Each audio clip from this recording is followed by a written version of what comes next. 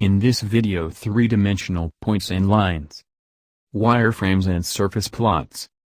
Two other types of three-dimensional plots that work on gridded data are wireframes and surface plots. These take a grid of values and project it onto the specified three-dimensional surface, and can make the resulting three-dimensional forms quite easy to visualize.